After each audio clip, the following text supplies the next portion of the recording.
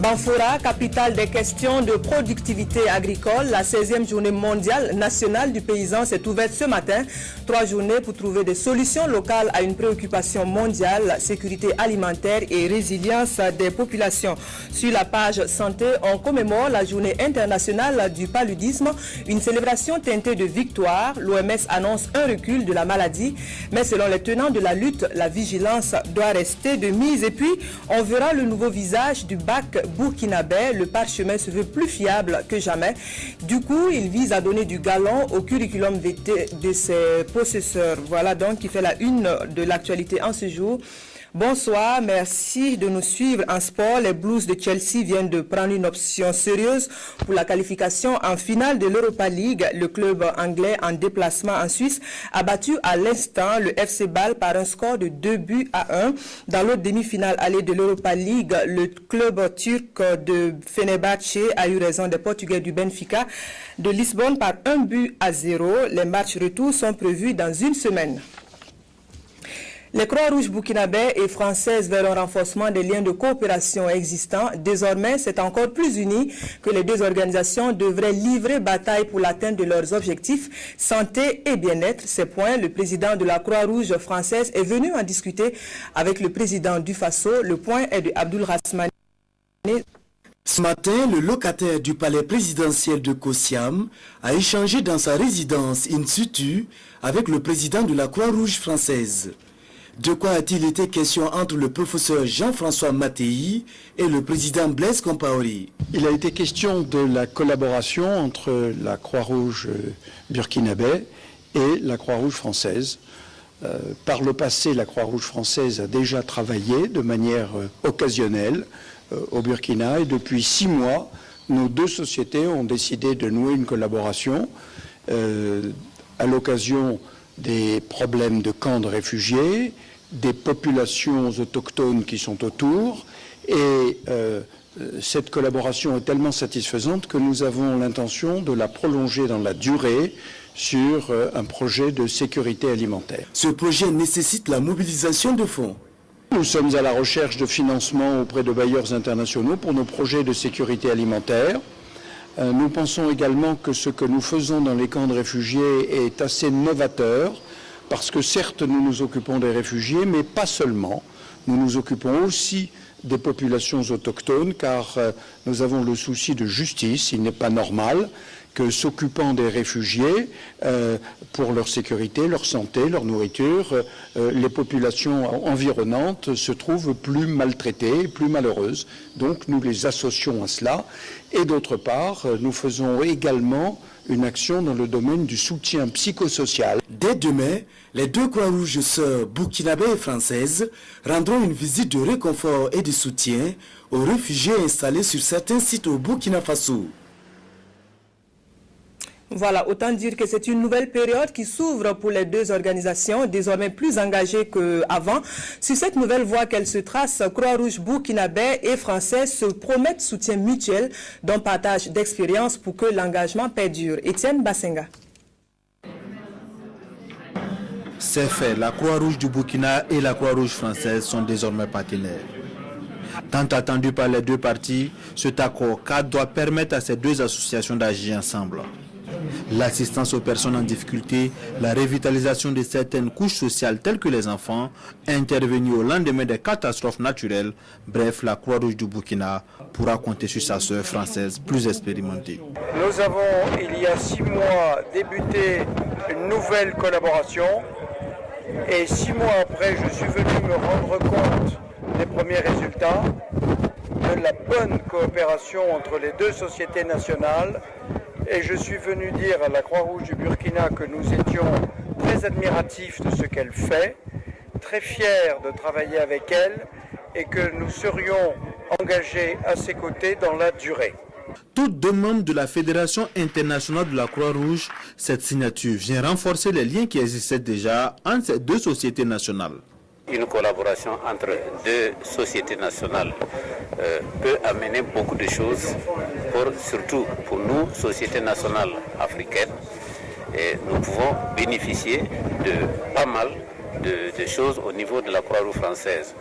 L'assistance technique, elle peut bien nous apporter une assistance technique et peut nous accompagner dans pas mal de projets. Le professeur Jean-François Mattei a saisi l'occasion de cette signature pour distinguer Denis Bationo et Lazare Zongrana, tous deux responsables de la Croix-Rouge burkinabé. La Croix-Rouge française leur est reconnaissante pour toutes les actions qu'ils ont menées à l'endroit des plus pauvres. Et puis précisément sur le carnet de santé, l'attention est toute au paludisme ce jour 25 avril, journée mondiale de lutte contre l'épidémie la plus répandue dans le monde. À cette célébration, la communauté internationale fête aussi une victoire, le mal chancelle, mais attention, il n'y a pas vraiment de quoi faire une couchette des lauriers, bien au contraire, il faut maintenir la garde par la prévention. Nathalie Kaori. Selon l'Organisation mondiale de la santé, des progrès majeurs ont été accomplis au cours des 10 dernières années dans le domaine de la lutte contre le paludisme. Les taux de mortalité ont chuté de 25%, mais tout n'est pas gagné car on estime qu'environ 660 000 personnes meurent chaque année du paludisme dans le monde, principalement des enfants de moins de 5 ans en Afrique subsaharienne. Il faut donc intensifier la lutte et cela passe par l'implication de tous les acteurs. On a encore besoin de faire des efforts. Il faut continuer à investir, à financer les programmes de lutte contre le paludisme. Mais il faut aussi que les populations aussi mettent en œuvre tout ce qu'on dit par rapport à la prévention, utilisation des moustiquaires, amener les enfants au centre de santé quand les enfants ont la fièvre, traiter un peu de leur cadre de vie, l'hygiène à côté d'eux. Enfin, il y a une série de choses que les populations peuvent faire eux-mêmes, mais aussi le personnel de santé, d'essayer vraiment de diagnostiquer tous les cas avant de faire le traitement et de faire un traitement correct comme cela est dans les directives. L'utilisation des moustiquaires imprégnés est une mesure efficace contre le paludisme. Cette année encore, le gouvernement s'est engagé à soutenir les populations par la distribution gratuite de ces moustiquaires qui seront bientôt acheminés au Burkina Faso. Cette année, les moustiquaires nous sont acheminés par le biais du Fonds mondial qui les a acquis et qui les a déjà embarqués pour qu'ils arrivent au Burkina Faso.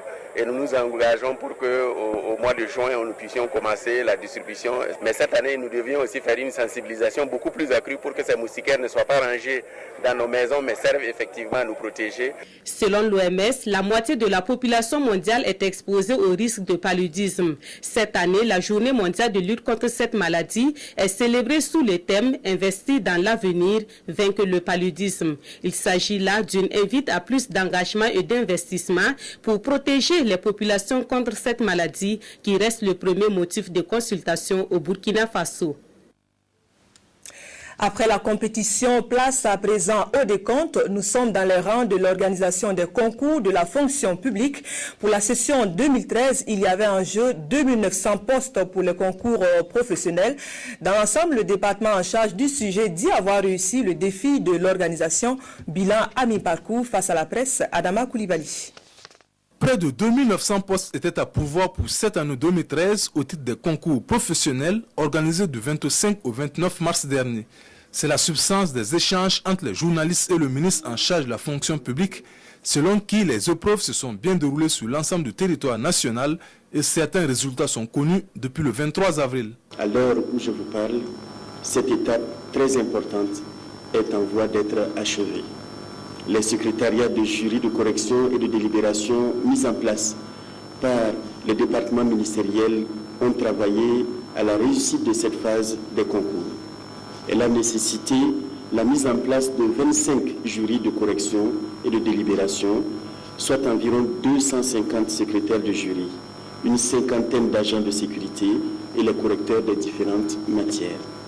Les résultats définitifs sont attendus dans la première quinzaine du mois de mai.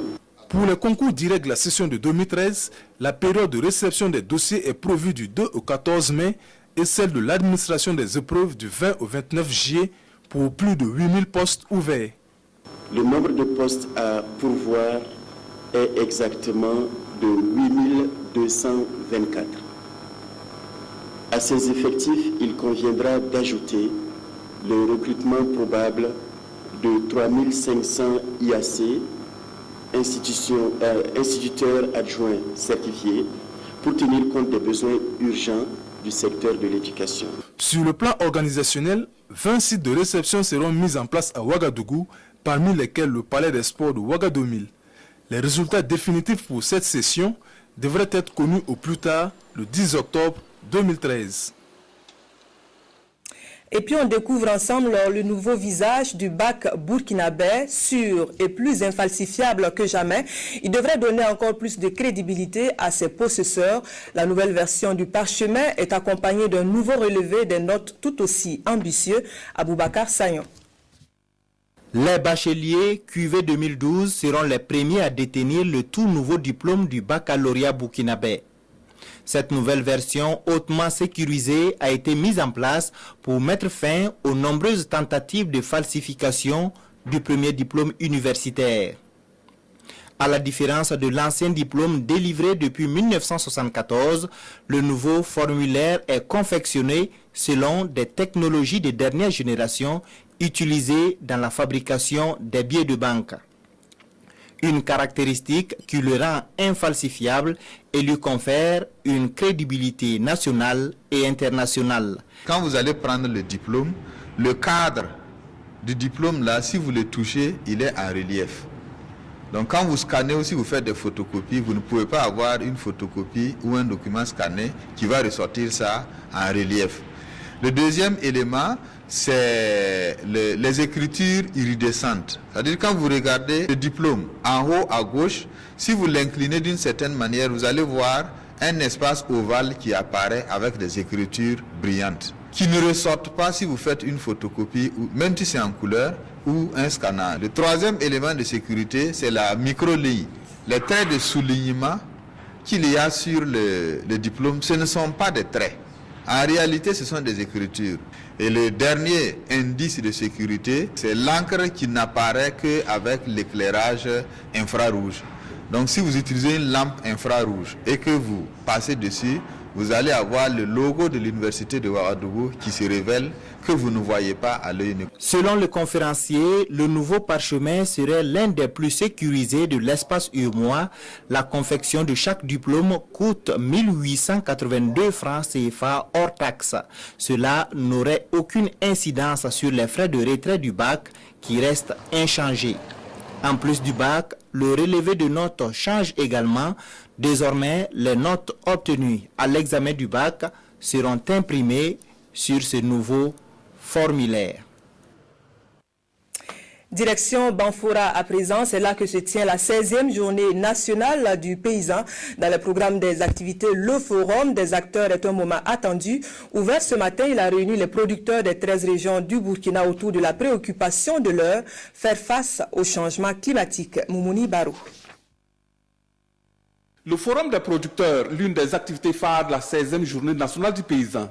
Une occasion pour les ministres intervenant dans le secteur rural et le monde paysan de se retrouver et échanger autour de la question des changements climatiques. La finalité étant de mettre des stratégies en place en vue d'adapter les activités agricoles à cette nouvelle donne, d'où le thème du présent forum.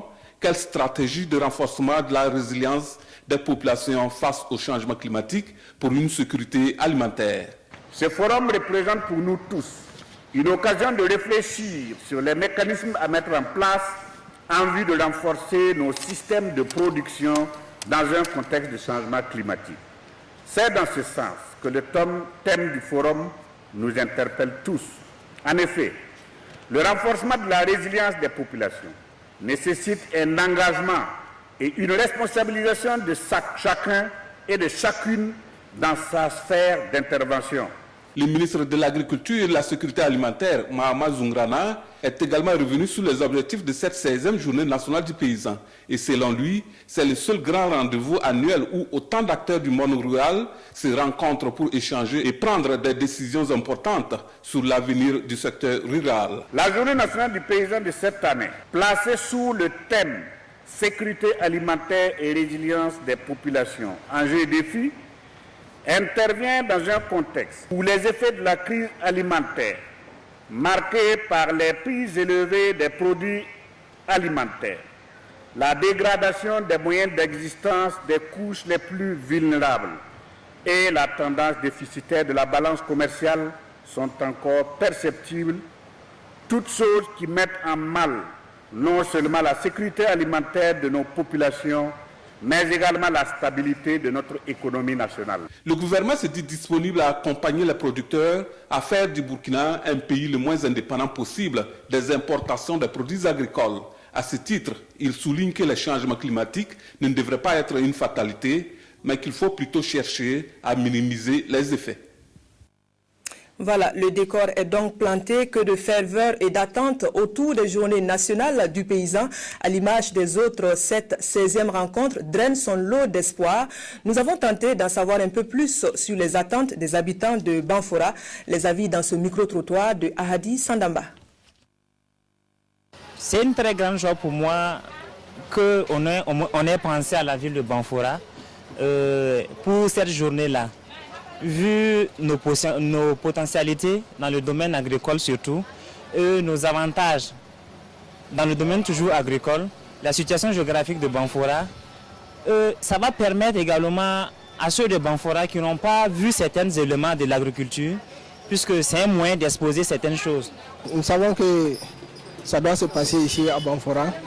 Nous attendons à ce que les paysans viennent beaucoup et que ça soit une réussite, quoi. Maintenant, si le président vient, si toutefois on pourrait approcher et puis dire tout ce que nous désirons, quoi. Je suis heureuse, contente, parce que le président vient chez nous pour soutenir nos travailleurs. Pour moi, c'est une bonne chose. Voilà. Il faut des échanges. Sans échange, rien ne peut marcher. Donc, à l'issue des échanges maintenant, il y aura des solutions. Donc, c'est à travers ces solutions maintenant, les paysans vont mettre en pratique ce qui a été arrêté. C'est une journée qui est la mieux venue, mais compte tenu des facteurs climatiques qui minent aujourd'hui sur nos cultures, là, je crois que le gouvernement doit chercher des solutions pour pallier à ce genre de situation. On pourrait y voir une réponse aux attentes formulées parmi les avis que vous venez d'entendre face au changement climatique. Les semences améliorées se posent en solution. Depuis les laboratoires, les chercheurs ont donc trouvé des solutions qui tiennent la route. Karim Sissé.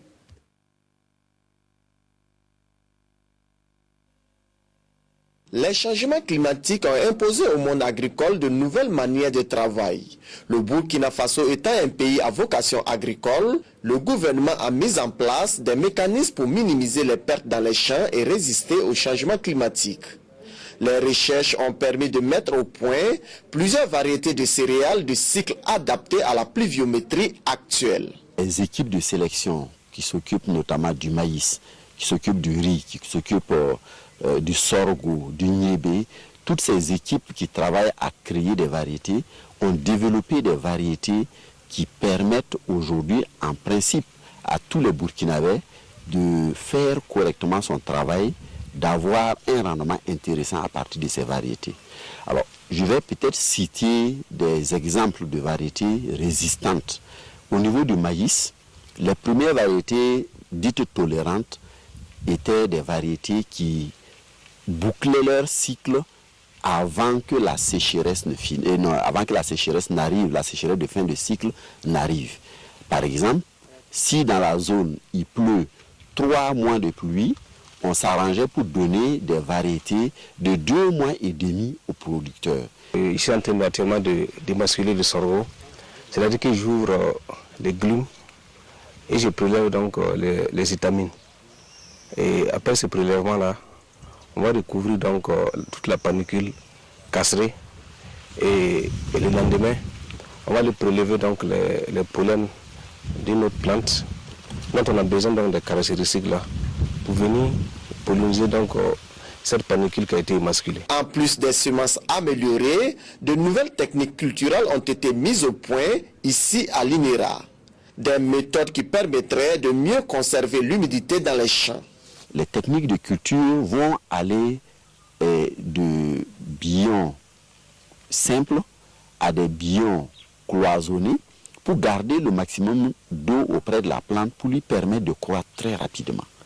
Il y a aussi toutes les techniques d'irrigation qui ont été testées, développées pour dire aux partenaires donc, de développement que sont le ministère de l'Agriculture et les autres partenaires que les meilleures techniques aujourd'hui, c'est l'irrigation au pied de la plante, c'est l'irrigation au goutte à goutte qui permet de vraiment maximiser l'utilisation et optimiser l'utilisation de l'eau au niveau de la plante. Ces trouvailles ont fait leurs preuves et ont convaincu plus d'un.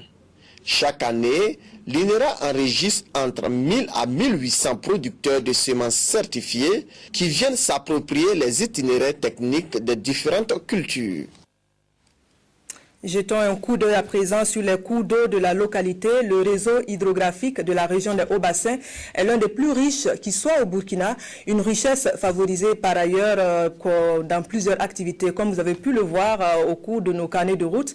Reste à déplorer les usages qui en sont faits. Ils sont parfois en porte-à-faux avec les normes en matière d'optimisation des ressources en eau. Le sujet est en discussion à cette 16e journée du paysan. Sanoua Christine Koulibaly. Avec une pluviométrie moyenne annuelle de plus de 1200 mm, 3 barrages et une source d'eau pérenne, la région des Cascades a l'un des plus importants réseaux hydrographiques du Burkina. Un réseau qui favorise le développement de diverses activités agricoles. En moyenne, pour l'irrigation des 4000 hectares que la SN Sosiko exploite, nous utilisons 40 millions de mètres cubes pour la campagne d'irrigation qui va d'octobre à juin. Nous avons également l'ONEA qui n'est pas un des moindres. Nous avons également la plaine de Karfigla qui a une surface de 350 hectares et qui est annuellement emblavée en riz et qui a également besoin de beaucoup d'eau. Et en plus de cela, nous avons les maraîchers qui sont installés par-ci, par-là, le long des cours d'eau. Vous voyez ici de la banane, vous voyez du maïs. Donc tous ces gens-là sont des usagers et également des éleveurs, même de plus en plus on a des orpailleurs également. Avec autant d'usagers, aux besoins en ressources en eau de plus en plus croissants, combinés aux aléas climatiques, les conflits ne manquent pas. La Sosiko gérait un peu seul l'eau. Et comme les populations n'étaient pas suffisamment impliquées, ça veut dire que les gens parfois, sans information, quand il y a un manque d'eau, souvent on se dit que c'est la Sosiko. Alors ce n'est pas forcément toujours évident que ce soit la Sosiko qui a bloqué l'eau. Parce qu'en 2007, il y a eu, je crois, le niveau d'eau avait baissé, que les maraîchers n'avaient plus à avoir l'eau. Ils ont pris à partir la Sosiko, comme quoi c'est la Sosiko qui les privait de l'eau. D'où la nécessité de mettre en place un outil de gestion concertée des ressources disponibles. Nous sommes regroupés au sein du CLE Komoé, le comité local de l'eau. Voilà, du CLE qu'on appelle CLE Komoé. C'est au sein du CLE que tout se passe. En fait, Sosiko, il y a une convention qui existe entre la SN Sosiko et l'État burkinabé qui confie la gestion et l'exploitation des barrages à la SN Sosiko, mais de telle sorte que tous les autres usagers soient satisfaits. Si le comité local de l'eau fonctionne bien et fait école dans la sous-région, la tenue de la 16e édition de la Journée nationale du paysan permettra d'approfondir la réflexion pour une exploitation efficiente de l'eau. La Journée du paysan, effectivement, à travers les thèmes, les ateliers qui vont être organisés, je crois que la réflexion va porter un peu sur ça. Comment aujourd'hui, pour sensibiliser les gens comprennent qu'aujourd'hui, il y a un changement qui est là, il est disponible, nous sommes en train de baisser, et aujourd'hui, comme je l'ai dit, à l'opposé, les besoins augmentent. Comment on peut, malgré que les disponibilités sont diminuées, comment on peut arriver à gérer le peu qu'on a? Déjà, le plus grand utilisateur fait preuve de résilience en mettant au point des techniques permettant de réduire sa consommation. Vous savez que la micro-irrigation, c'est le système d'irrigation aujourd'hui qui permet d'économiser de l'eau. Et la SN Sosiko s'est lancée dans la pratique des micro-irrigations depuis 2008 et nous avons à ce jour 173 hectares. Et il faut le dire, c'est la micro-irrigation souterraine. Reste maintenant à vulgariser cette technologie pour une gestion plus efficiente des ressources en eau. Voilà, vous n'aurez noté le temps de la tenue de la journée. Banfora sera plus que jamais la vitrine d'exposition du potentiel de la productivité de toute la région. La foire est l'un des moments les plus attendus. Elle est tribune par excellence de brassage. Maïmouna Traoré. La foire de la 16e édition de la Journée nationale du paysan, c'est plus de 200 stands dressés pour accueillir les acteurs du monde rural. Venus des 4 coins du Burkina Faso, ils exposent là les potentialités agro-silvopastorales du pays. Une occasion aussi pour eux de nouer des contacts avec des partenaires. Nous voulons que le public nous connaisse et qu'il fasse comme nous. Les producteurs aussi apprennent à faire ce que nous faisons. On essaie de faire un bon marché et pouvoir recevoir aussi les clientèles dans de bonnes conditions aussi pour bon séjour. Venus pour encourager les exposants, ces membres du gouvernement ont été séduits par le savoir-faire des producteurs. Ce que nous avons vu, que ce soit du côté de la volaille, que du côté des petits ruminants, nous nous rendons compte qu'il y a beaucoup de métissage dans le sens vraiment d'accumuler au sein d'une même race tous les bons gènes pour la production de la viande ou pour la production, par exemple, de lait. Et des produits qui sont à haut potentiel de réduction de l'insécurité alimentaire pour nos populations. On est sur la bonne voie. Il reste bien entendu à faire en sorte que les semences à haut potentiel puissent être adoptées de façon massive par les producteurs. Le ministre de la Recherche scientifique et de l'innovation, ministère Isaïe Konaté, et celui en charge de l'environnement et du développement durable, Salifou Ouedraogo, ont invité les producteurs à adopter les innovations et à préserver l'environnement pour une sécurité alimentaire durable. Gageons que parmi les étals d'exposition de la foire, le bangui va trôner en bonne place. Boisson par excellence de la localité, le bangui est à la région des Cascades, ce que le dolo est à d'autres parties du Burkina. Tiré du rognier, espèce végétale bien répandue dans la région, extrait le bangui occupe en priorité bon nombre de paysans, Oudia Rukia Sanou. Des rogniers à perte de vue. Ici, nous sommes à Kiribina, un village rattaché à Banfoura. Dans cette localité, l'une des activités principales qui occupe les habitants est l'extraction du vin de rognier, communément appelé bangui. Dans son champ, Salif Tou procède cet après-midi à la taille du sommet d'un rognier pour y placer le récipient qui recueillera la boisson tant prisée. Nous sommes venus trouver nos parents dans cette activité. Maintenant, c'est notre tour. Actuellement, j'ai vu de cela et par mois, je peux avoir 50 000 francs CFA. Je n'ai pas été à l'école parce que mon père m'a initié à l'extraction du bangui depuis mon jeune âge. Ainsi équipé, l'arbre procure 1 à 2 litres de bangui par jour et parfois plus. Parfois, c'est 50 à 60 litres par jour. Ça peut même aller jusqu'à 100 litres. Nous vendons des litres à 75 francs CFA et nos acheteurs nous viennent principalement des gros de la soupe. Je vends du bangui depuis 5 ans. Je tiens ce commerce de ma mère. Souvent, c'est le ravitaillement qui pose problème. Par jour, je peux quand même me procurer 40 à 60 litres. L'extraction peut s'étendre sur 25 jours pour chaque rognier. Après cela, l'arbre a 1 an pour se reconstituer avant d'être à nouveau exploité. Et pour qu'il n'y ait pas de rupture dans la production, Salif procède à l'exploitation par groupe de 30 pieds. Outre le bangui qu'il procure, cet arbre a bien d'autres utilités. Il y a également donc les feuilles, les pétioles là, qui sont également donc enlevées pour fabriquer ce qu'on appelle les tamis. Et aussi pour fabriquer les paniers. Quand vous rentrez au marché de Banfoura, vous allez vous rendre compte d'une multitude, donc différents types de paniers. Il y en a qui accordent des vertus, que c'est des vertus aphrodisiaques. C'est également, si vous avez des insomnies, vous pouvez en tout cas facilement dormir en buvant donc le bangui. Il y a trop d'histoires là-dessus, je ne veux pas m'hasarder dans ça. Pour ne pas que l'exploitation se fasse de façon anarchique et abusive, une politique de protection a été mise en place. Nous informons, nous sensibilisons pour que, véritablement, dans cette exploitation-là, les producteurs laissent un certain nombre de pieds à l'hectare. Ça, c'est un. Et deuxièmement, nous sensibilisons les gens pour la régénération. C'est-à-dire que vous savez, les jeunes pieds de rognier qui sortent. Alors, donc, nous demandons aux producteurs de protéger les jeunes pieds, de les assister, comme on le dit, pour les permettre de croître et de remplacer un jour sur les plants qui sont vieillissants. À notre départ du champ de Salif, le soleil s'inclinait vers l'horizon, annonçant la fin d'une journée de travail pour beaucoup. Mais pour Salif, c'est le début d'une nuit de veille. Il devra passer de temps en temps pour parfaire la taille de son rognier afin de favoriser l'écoulement de la sève. Voilà, extraire le bandit demande aussi un exercice d'équilibrisme. Et puis, la cérémonie officielle de la 16e journée du paysan qui s'ouvre demain 26 avril sous la présidence du président du Faso. Et autant le dire, le monde de la production au grand complet réuni à Banfora attend avec ferveur l'arrivée du chef de l'État qui est en route. On devrait donc voir les images de l'arrivée du président du Faso, Abobo Dioulasso, cet après-midi. Donc, le président du Faso qui va pour présider la cérémonie officielle d'ouverture de la 16e journée nationale du paysan de Banfora.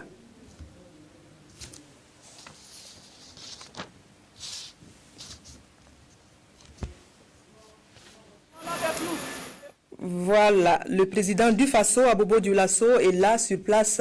Notre chef de l'État a reçu en audience le ministre ivoirien de l'intégration. On l'écoute.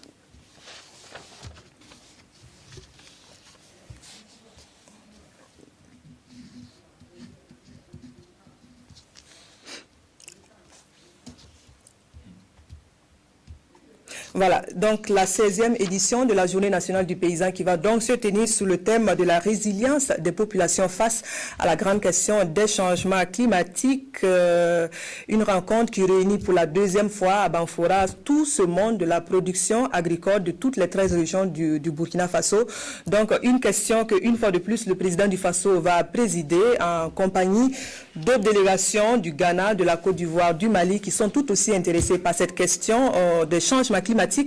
On devrait donc voir à présent le reportage annoncé, en l'occurrence l'audience que le président du Faso a accordée au ministre ivoirien de l'intégration qui, bien sûr, on l'imagine, sera de cette délégation ivoirienne qui va aussi partager l'expérience du Burkina en matière de résistance au changement climatique. Si vous êtes prêts, on devrait pouvoir suivre l'audience du président du Faso. Ces travaux-là ont porté surtout sur la réalisation de projets intégrateurs très importants qui peuvent impacter positivement la vie de nos populations. Il s'agit entre autres de l'autoroute Yamoussoukro-Ouagadougou passant par Bobo Dioulasso, la fourniture de façon beaucoup plus accrue en matière d'énergie électrique pour le Burkina Faso et également de revoir également la possibilité d'une réhabilitation du chemin de fer pour que cela soit prolongé jusqu'au Niger. Nous pensons que la mise en œuvre de ces projets intégrateurs vont favoriser l'intégration entre nos pays et surtout créer, si vous voulez, une bonne dynamique économique qui peut être porteuse de croissance. Et cela est très important. N'oubliez pas que dans le monde actuel, aucune économie ne peut vivre en autarcie, mais c'est surtout en économie inclusive qu'on peut créer une bonne dynamique et c'est ce que nous avons présenté au président de la République qui n'a pas manqué de nous donner des instructions précises parce que nous préparons également le 3e sommet des chefs d'État qui va se tenir certainement en Côte d'Ivoire et à ce sommet-là, nos chefs d'État voudraient avoir des éléments précis pour leur permettre de donner des appréciations, de donner les orientations pour que la mise en œuvre soit concrète et rapide.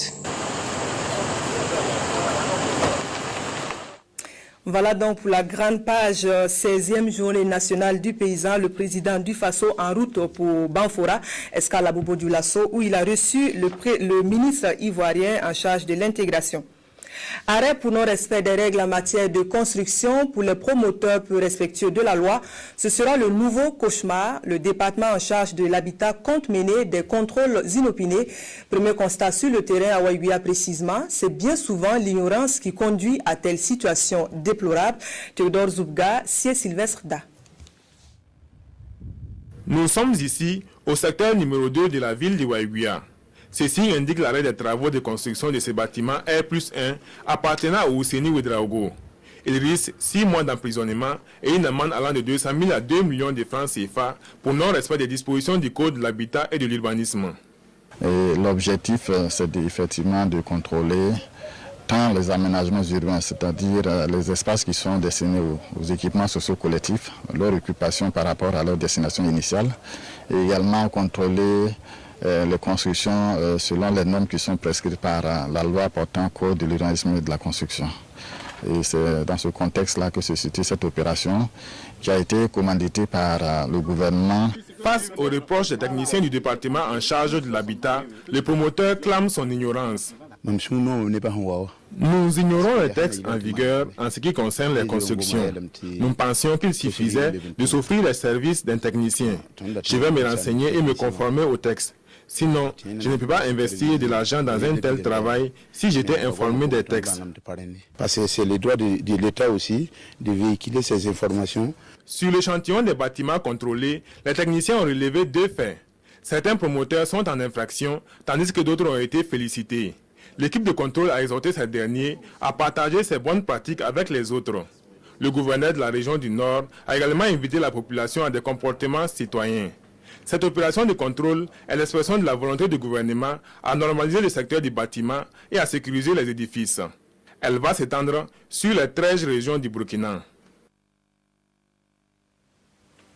Voilà, c'est donc la carte de la prévention que joue l'autorité compétente de notre pays. Au Bangladesh, c'est au pire que les premiers responsables du pays doivent faire face. Un immeuble de 8 étages s'est écroulé, emportant près de 2500 locataires. On déplore déjà plus de 200 morts. La négligence est comptable de la catastrophe. Les règles les plus élémentaires en matière de construction ont été foulées aux pieds. On revient chez nous pour célébrer la culture, l'art vestimentaire comme identité de nos traditions. Contribution de Dano, la localité remet les journées des arts traditionnels. Cette 7e édition porte la réflexion autour de la question économique. Christophe Da.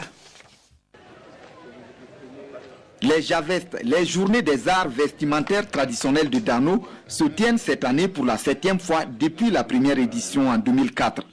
Au cours de la cérémonie officielle de lancement, le patron de la cérémonie, nommé capitaine intraitable de la survie des Javestes par l'un des initiateurs, a fait une déclaration et tous ont applaudi comme un seul homme.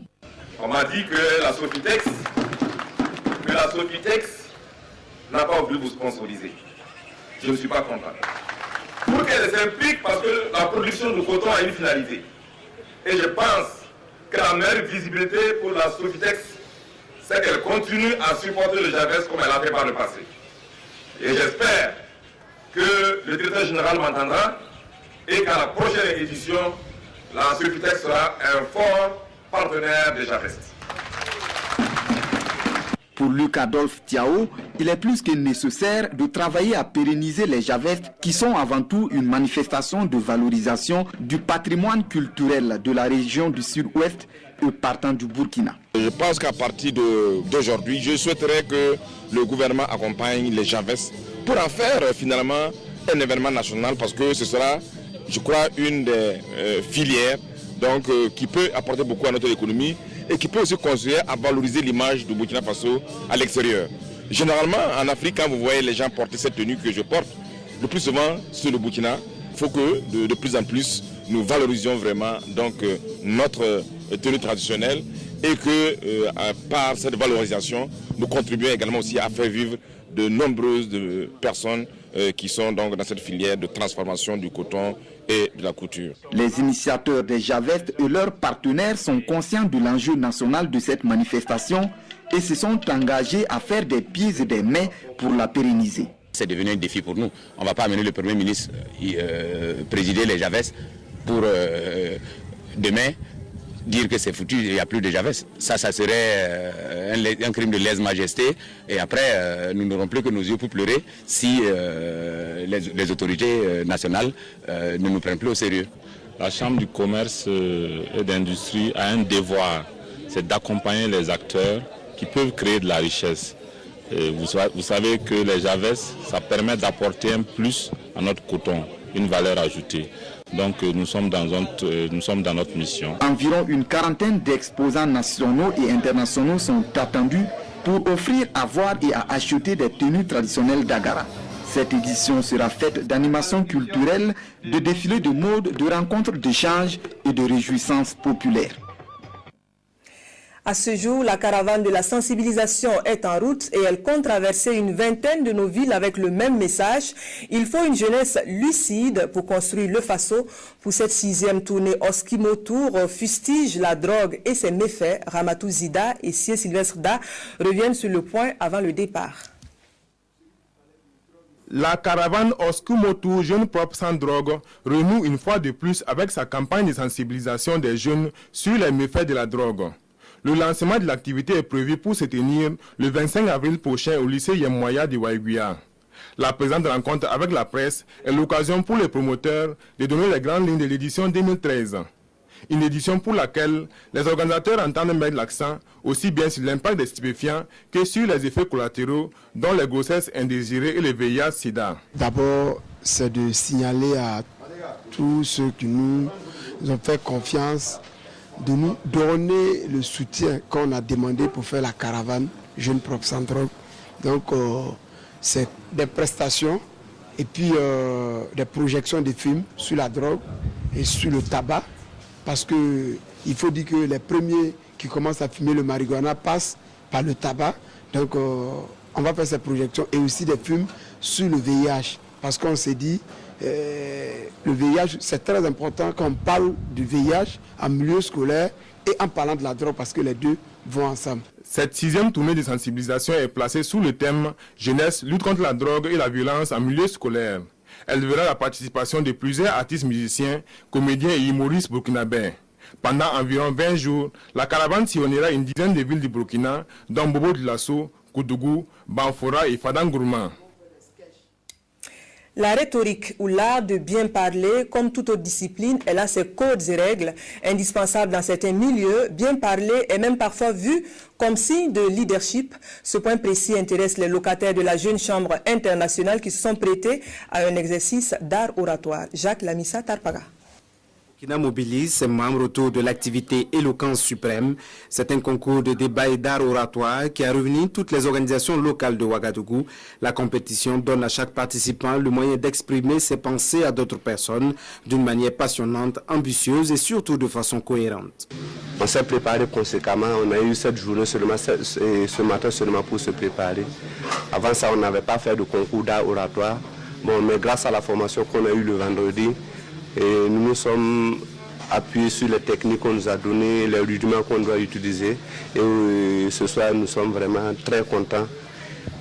Ce concours d'art oratoire vise à donner l'occasion aux membres de la Jeune Chambre de s'exercer à la prise de la parole en public, qui, à notre sens, est l'un des leviers pour mener le leadership à bon port. Vaincre ses appréhensions, surmonter ses handicaps oratoires et transmettre un message, une conviction et une idée sont autant d'aptitudes que doit avoir un leader pour motiver son auditoire ou ses proches en vue d'un changement positif. Et pour cette deuxième édition, les candidats ont pris la parole en public pour partager leurs idées sur des sujets d'actualité, notamment le civisme et la promotion de la paix en Afrique. De ce débat, c'est la construction au-delà de l'individu, de toute une nation. C'est ce que je retiens parce que ce que j'ai suivi aujourd'hui montre que non seulement ceux qui sont là ont été formés, mieux qu'ils seront utiles à leur nation, à leur pays, pour pouvoir mener des changements favorables à une vie meilleure. La meilleure équipe va représenter la ville de Ouagadougou au championnat national lors de la convention de la Jeune Chambre internationale du Burkina Faso à Waïguia. À l'issue de ce concours, l'équipe championne va défendre les couleurs nationales aux compétitions internationales. Voilà, et parlant d'éloquence, cette édition aura beaucoup bredouillé. Toutes nos excuses. Demain est un autre jour. Bonsoir.